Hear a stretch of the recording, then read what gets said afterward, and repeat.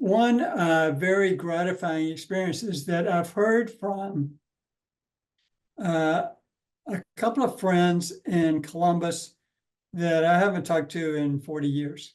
And so they found out about the novel, read it, and then reached out to me and sent me an email to comment on their reactions to the novel. A central character in the novel is the Black maid named Bet. A lot of my Southern friends will send me a message saying, my maid was named Annie, my maid was named Sally, and they will tell me the story of this woman and the influence that she had on their lives and what they remember about her.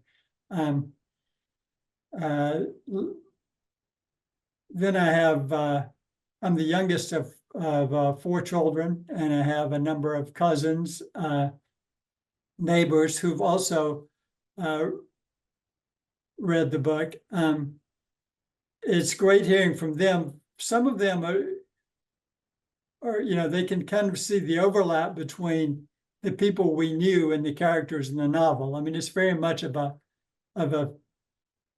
fictional story, but it's framed as an old man looking back on a summer in 1962 and remembering that experience. And so it sort of reads like a memoir.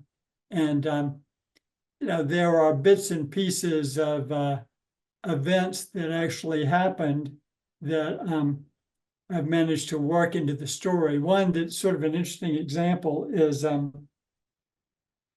can remember going to my uncle's farm and we cut watermelons, and we went back to the spring on his farm, and we threw the watermelons in the spring, and then we started swimming in the spring. And spring water is very cold because it's been underground. And so by the time we got tired of swimming, we pulled out the watermelons and ate them, and they were been chilled by the spring. So I thought, well, this is a great, evocative story. I included in the novel, and I actually had a couple of sensitivity readers read the novel before it was published.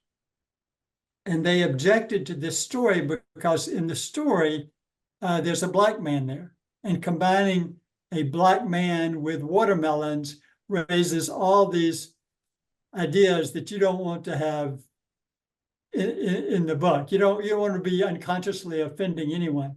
And so in the book, they're actually swimming with cantaloupes instead of watermelons. It's just simply to get the negative imagery of the watermelon off the page.